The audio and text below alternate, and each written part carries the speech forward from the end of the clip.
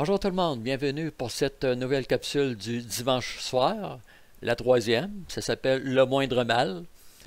Bon, tout bien considéré, je pense qu'aux États-Unis, ils ont élu le président qui risque de faire le moindre mal. Il a déjà fait virer la situation beaucoup en faveur de son peuple américain. Imaginons un instant si on avait Biden ou Harris comme président. Pas sûr que les guerres seraient sur le bord de se terminer en Israël et en Ukraine. Comme d'habitude, je vais vous présenter quelques images. Bon, déjà, la présence de Donald Trump à la présidence se remarque énormément. On n'a qu'à penser justement aux déportations, c'est-à-dire tous les immigrants illégaux qui commencent à retourner à leur domicile. Pensons à la liberté d'expression qui est abondante maintenant sur Twitter et même sur YouTube. Mais il y a des points avec lesquels je ne suis pas d'accord avec le président Trump. Pourquoi garde-t-il la politique du poing fermé au lieu d'avoir la politique de la main tendue envers Cuba? Bon, Cuba, c'est rien qu'un détail. Il y a d'autres pays comme le Venezuela. Il pourrait tenter des rapprochements avec ces pays-là. Le blog Conscience du peuple, je les aime bien, eux autres. Trump dit oui à l'OMS pour 400 milliards. Bon, le 23 janvier, Donald Trump avait annoncé son retrait du financement des États-Unis à l'OMS, puis 2 jours plus tard, il envisage le contraire. Est-ce qu'il est fiable? Est-ce qu'il est achetable, Donald Trump? Le blog Conscience du peuple encore, nettoyer Gaza. On sait que Donald Trump parle de nettoyer Gaza et de déporter massivement les Palestiniens hors de la Palestine. Ça ressemble pas du tout à une solution à 2 États, ça. Je mentionnerai aussi, si vous ne l'avez pas vu, une excellente entrevue de Lucie Laurier chez Toxin. Je mets le lien, ça vaut la peine vraiment de voir sa vidéo. En résumé, elle dit « Attention, Donald Trump, c'est peut-être un piège ». Bon, concernant Donald Trump, toujours, concernant plus spécialement la paix en Israël, j'ai écouté avec grand intérêt encore ce soir la vidéo de Radio-Québec. Je ne suis pas toujours d'accord avec Alexis de Radio-Québec. Remarquez, ça se peut qu'elle ait raison à 100%, ça se peut que je sois dans le tort. L'avenir le dira, mais je me méfie quand même de Donald Trump. Et voici pourquoi. Dans sa vidéo, Radio-Québec voudrait beaucoup voir un accord de paix entre la Palestine et Israël. Pourtant, Yasser Arafat avait vraiment obtenu un accord de paix. Pourquoi Israël, après l'accord de paix, a-t-il continué à harceler les Palestiniens? Bon, pour avoir plus de détails, on n'a qu'à lire sur Wikipédia les accords d'Oslo en 1993. J'ai posé la question à Grok sur X Twitter. Est-ce que Arafat a reconnu l'État d'Israël officiellement? Eh bien oui, Yasser Arafat a reconnu l'État d'Israël. Ça a été fait, cette étape-là. Pourtant, c'est bel et bien Israël qui a continué à harceler les Palestiniens de toutes les manières possibles. Ce qu'il faut mentionner aussi au sujet de l'agression des Palestiniens contre Israël, pourquoi toutes les frontières ont été ouvertes pendant plusieurs heures, laissant ainsi entrer les Palestiniens dans Israël. Il faut considérer ça aussi. De plus, il y a des rumeurs, il n'y a pas de document officiel, mais est-ce que Netanyahou a encouragé le Hamas de quelque manière que ce soit? Bon, quand on fouille sur YouTube, il y a beaucoup de sources d'informations. On voit le sénateur Rand Paul d'ici. Je lis ce qui est écrit dans la vidéo. La Chambre des représentants, le Hamas a été encouragé et réellement lancé par Israël parce qu'il voulait que le Hamas contrecarre Yasser Arafat. Bon, dans la vidéo Radio-Québec, ils affirment qu'ils ne veulent pas créer le Grand Israël. Ça, c'est l'argument de Donald Trump. C'est ridicule, soi-disant. Mais par contre, Yasser Arafat, en signant un traité de paix, comment aurait-il pu créer le Grand Israël? Comment aurait-il pu attaquer la Palestine?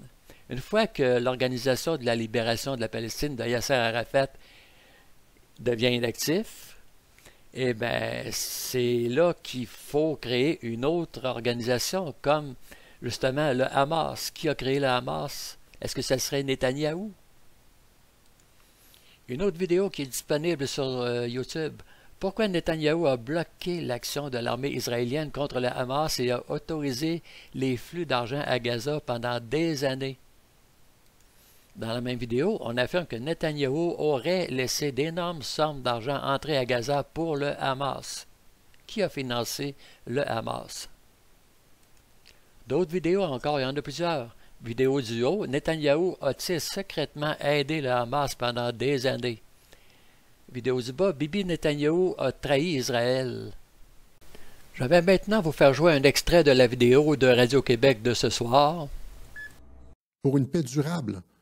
Pour une paix durable. Et là, on aura pu, il va y avoir, les choses vont changer. C'est-à-dire que la prochaine génération, les petits Juifs là, qui naissent aujourd'hui ou qui vont naître dans les 5 prochaines années dans la paix, imaginez là, à quel point c'est souhaitable. Et même chose avec les Palestiniens. Les Palestiniens, là, en Cisjordanie, je ne sais pas s'il va y avoir qu'est-ce qui va se passer avec Gaza, mais en Cisjordanie, les Palestiniens, les petits Palestiniens qui vont naître, il va y avoir un État palestinien parce que c'est presque déjà fait. Poutine a dit oui, Trump a dit comme qu'il était intéressé, il se donne de la marge de manœuvre. Trump a dit qu'il était intéressé, j'ai montré les clips. Poutine a dit oui, 150 pays les reconnaissent, il va y avoir un État palestinien. Et là, imaginez que pour la première fois de leur vie, des Palestiniens vont vivre dans la paix. Et le Hamas refuse ça. Le Hamas, non seulement le Hamas tire tout le peuple israélien vers le bas. C'est ça qu'on doit comprendre. Alors que si on est capable d'arriver à se débarrasser complètement du Hamas, signer la paix avec Israël, stabiliser la région, on va avoir des petits poux israéliens, des femmes palestiniennes, des petits poux palestiniens, des femmes palestiniennes qui vont pouvoir élever leurs enfants dans la paix sans la peur d'avoir Tsahal qui arrive, descendre sur ta maison, prendre tes enfants en prison, puis tout ça. Une paix, tu sais, c'est même chose pour Israël, c'est comme, on s'en va vers ça. La seule chose qu'il faut accepter, c'est qu'on se débarrasse de ceux qui veulent pas la paix. Ceux qui refusent tout, qui veulent juste se faire sauter, calice. Pas compliqué, c'est des écœurants, le Hamas. On leur doit aucune sympathie. Leur jusqu'au-boutisme détruit complètement les espoirs des Palestiniens et l'espoir d'une paix dans la région. C'est des fous, OK? Voilà. OK, donc il y a déjà un accord de paix qui avait été signé dans le temps de Yasser Arafat. Un accord de paix, comment veux-tu faire le grand Israël si c'est la paix avec les Palestiniens? Non, tu es obligé de créer une autre organisation terroriste à côté, de la financer et de l'armer, et finalement d'avoir une justification pour détruire la Palestine. Puis là, créer le grand Israël va faire attaquer les pays voisins, l'Iran et l'Arabie Saoudite pour aller chercher leur territoire, pour avoir du Nil à l'Euphrate, le grand Israël. Bon, est-ce que tout ça c'est vrai? Est-ce que vraiment Netanyahou a créé et financé le Hamas? Il n'y a aucune preuve, il n'y a aucun document déclassifié. C'est des grosses allégations qui viennent, entre autres, des États-Unis. Le sénateur Ron Paul. Si c'est vrai, Alexis a raison, le Hamas c'est des salauds, mais comment qualifier Netanyahou et ses dirigeants? Salauds et demi, salauds et trois quarts? Ça va être le calme et la paix en Palestine. Y croyez-vous? J'ai vu sur X Twitter, il y a 50 000 orphelins en Palestine. 50 000. Combien y a-t-il d'estropiés? Combien de jeunes enfants palestiniens, il leur manque un bras, une jambe, brûlés par des bombes au phosphore, une arme qui est interdite par la Convention de Genève? Qui sont les pays qui utilisent justement des armes interdites depuis des années? Israël et pays membres de l'OTAN et de l'Union européenne. On peut reconnaître qui sont les mauvais dans toutes ces histoires de guerre-là. Je vais revenir à Donald Trump, ça ne sera pas long. Une dernière information que je veux vous communiquer. Connaissez-vous l'accord Havana? Un accord qui a été accepté par le gouvernement de Hitler en 1933 pour permettre au mouvement sioniste de transférer des biens d'Allemagne vers la Palestine, dans le seul but d'encourager l'immigration juive d'Allemagne. Deuxième paragraphe, un accord douteux entre le mouvement sioniste. Le sionisme sera le seul mouvement juif politique autorisé dans l'Allemagne nazie. Très étrange. Si vous voulez lire ce document-là, je vais vous mettre le lien sous cette vidéo. Donc, les auteurs de l'Holocauste juif ne sont pas seulement les soi-disant démocraties occidentales qui ont systématiquement interdit l'entrée dans leurs pays respectifs aux Juifs désespérés, fuyant les persécutions des nazis, mais aussi un nombre important de dirigeants sionistes en Allemagne, etc. Je ne lirai pas tout ça. Mettez sur pause pour avoir le temps de tout lire. Une autre page. Cet accord secret entre le Troisième Reich et les dirigeants sionistes est connu sous le nom de Accord Havana. Il convient de noter qu'Hitler n'a jamais accepté d'envoyer tous les Juifs d'Allemagne en Palestine. L'idée était de transférer les biens des Juifs allemands émigrés en Palestine pour apaiser d'abord les critiques de son antisémitisme structurel et soulager la pression des boycotts anti-allemands qui énervaient le Troisième Reich. Le boycott anti-allemand. Les pays membres de l'OTAN et de l'Union européenne n'existait pas dans ce temps-là, mais ils voulaient boycotter le régime de Hitler. Une dernière page à ce sujet-là. Il faut donc savoir que les dirigeants sionistes ont joué un rôle important dans l'échec du boycott anti-hitlérien. Je vais aller lire les 2 derniers paragraphes. Il y a un monsieur qui s'appelle Ben Etch, scénariste, réalisateur, producteur et dramaturge américain, a estimé la situation ainsi. Tout le monde, la Grande-Bretagne, les États-Unis et les dirigeants de la communauté juive mondiale, tous des traîtres. Encore là, mettez sur pause pour avoir le temps de lire.